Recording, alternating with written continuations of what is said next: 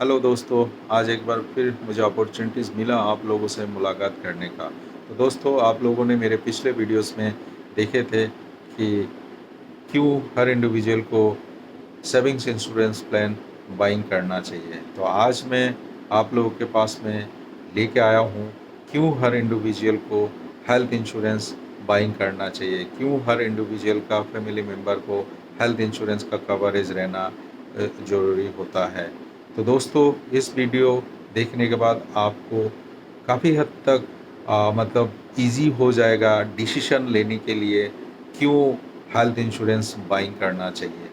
तो दोस्तों, जैसे कि आप लोगों को सबको पता है कि इंडिया में 84% जो लोग होता है उसका जो हेल्थ ट्रीटमेंट करते हैं वो अपना पॉकेट से करते हैं, और ओनली 14% जो लोग हैं वो हेल्थ इंश्योरेंस का बेनिफिट उठा पाते हैं। तो ये हेल्थ इंश्योरेंस होता क्या है और इसका बेनिफिट आप कैसे उठा पाते हैं, चलिए इसके बारे में आपको जानकारी देता हूँ। आज काफ़ी सारे इंश्योरेंस कंपनी है जो इंडिया में हेल्थ इंश्योरेंस प्रोवाइड करते हैं।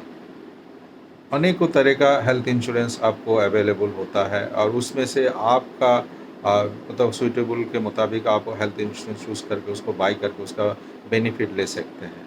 तो इसका बेनिफिट क्या होता है, आपके पास में अगर हेल्थ इंश्योरेंस होता है, उसका इंश्योरेंस कवरेज होता है। ये जो कवरेज होता है ये 50,000 से लेके आप करोड़ों रुपया तक का कवरेज आप ले सकते हैं। और मेडिकल इमरजेंसी पर इस मेडिकल इंश्योरेंस का आप बेनिफिट उठा सकते हैं। तो उस दौरान आपका पॉकेट से जो है ये बिल पेमेंट करना नहीं पड़ता है। इससे आपका जो सेविंग्स एंड इन्वेस्टमेंट है वो आपका सेफ रहता है।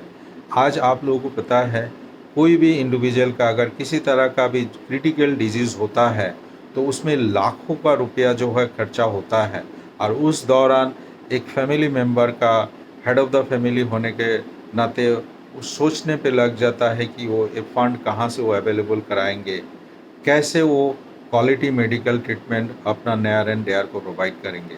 तो अगर आपके पास में हेल्थ इंश्योरेंस रहता है तो उस समय में आपको उस फंड का कहाँ से मैनेज होगा, कैसे मैनेज होगा, उसके बारे में आपको सोचना नहीं पड़ता है।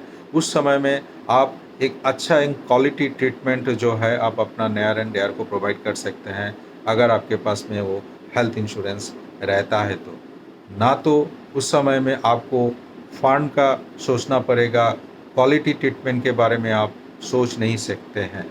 हालाँकि बहुत सारे ऐसे फैसिलिटीज़ अवेलेबल है, अगर उसको हम लोग अवेल करना चाहेंगे तो उसके लिए भी बहुत सारे क्राइटेरिया है जो फुलफ़िल होने पर ही हम लोग उसको अवेल कर पाते हैं। लेकिन मैं आपको बोलूँगा, जब मेडिकल इमरजेंसीज़ आता है तब ना तो वो नॉक करके डोर नॉक करके आते हैं, ना तो आपको जानकारी दे के आता है, ना तो उस समय में आपके पास में टाइम रहता है कि आपको ये कम से कम एक्सपेंडिचर में आप कहाँ पे इसको ट्रीटमेंट करा सकते हैं। उस समय में आपका एक ही मकसद रहता है, एक ही मतलब दिमाग में आता है कि कैसे मैं अपना नियर एंड डियर को जल्द से जल्द एक अच्छा मेडिकल ट्रीटमेंट दे पाऊँ। तो दोस्तों, उस दौरान जो है आप अपना मेडिकल ट्रीटमेंट किसी भी प्राइवेट हॉस्पिटल हो, नर्सिंग होम हो या बड़े से बड़े हॉस्पिटल हो, वहाँ पे आप जाके तुरंत इमरजेंसी में आप अपना मेडिकल ट्रीटमेंट करा सकते हैं अपना नियर एंड डियर के लिए। सब्जेक्ट टू आपके पास में वो जो है मेडिकल हेल्थ इंश्योरेंस होना ज़रूरी है, क्योंकि इंडिया में अभी जो भी क्वालिटी मेडिकल प्रोवाइड करते हैं ट्रीटमेंट, उस सारे मेडिकल आपका इंस्टीट्यूशन में आप अगर जाएंगे तो विदाउट इंश्योरेंस वो लोग आपको ट्रीटमेंट प्रोवाइड करने के लिए थोड़ा सा हेजिटेशन फील करते हैं। आपको पहले ही बोलते हैं कि आपको एक एडवांस अमाउंट जमा करना पड़ेगा, जो भी आपका बिल एक्सपेंडिचर होगा उसका 50% 60% आपको डिपॉजिट करना पड़ेगा, तभी जाके वो अपना मरीज़ को जो है उस हॉस्पिटल में एडमिशन लेते हैं। अगर उस दौरान अगर हेल्थ इंश्योरेंस रहता है तो वो लोग आपको ये जो कैश अमाउंट है वो डिपॉजिट करने के लिए नहीं बोलेंगे, क्योंकि आपका हेल्थ इंश्योरेंस से ही ये सारा कवर हो जाता है। दोस्तों, मैं आपको अभी हेल्थ इंश्योरेंस बाइंग करने से आप कैसे टैक्स सेव कर पाते हैं उसके बारे में थोड़ा सा मैं जानकारी देना चाहता हूँ। अंडर सेक्शन 80D के तहत आप सालाना 25,000 रुपया तक का टैक्स आप सेव कर सकते हैं अगर आप हेल्थ इंश्योरेंस बाइंग करते हैं।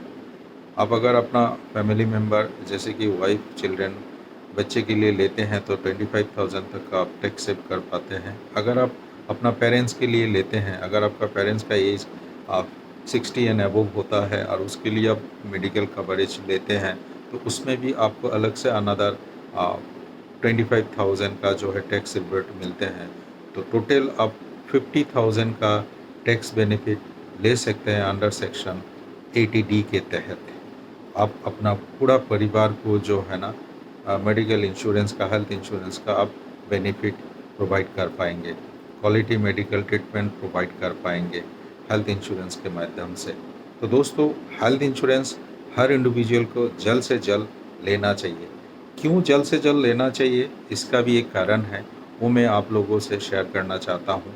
क्योंकि आज अगर कोई भी इंडिविजुअल अपना हेल्थ इंश्योरेंस सोचता है कि कोई डिजीज़ होने के बाद में वो हेल्थ इंश्योरेंस बाइंग करेंगे और हेल्थ इंश्योरेंस का बेनिफिट वो लेंगे, तो ये पॉसिबल नहीं है। As per health insurance act के तहत आपका अगर कोई भी प्री एग्जिस्टिंग डिजीज़ है वो यहाँ पे कवर नहीं करता है इमीडिएटली। वो आपको 3 साल अवधि पार होने का बाद ही जो है ना प्री एग्जिस्टिंग डिजीज़ वो कवर होता है। मतलब आज अगर आप हेल्थ इंश्योरेंस बाइंग करते हैं, उसका 3 साल प्रीमियम आप पेमेंट करते हैं, उसके बाद अगर आपका कोई भी एग्जिस्टिंग डिजीज़ होता है वो भी आपका कवर होगा। लेकिन इनिशियली आप अगर हेल्थ इंश्योरेंस बाइंग करते हैं और उसका बेनिफिट आप लेने के लिए जाते हैं, अगर इंश्योरेंस कंपनी को पता चलता है कि वो पॉलिसी आप बाइंग करने के पहले ही आपका वो डिजीज़ था, तो ये कवर नहीं होता है।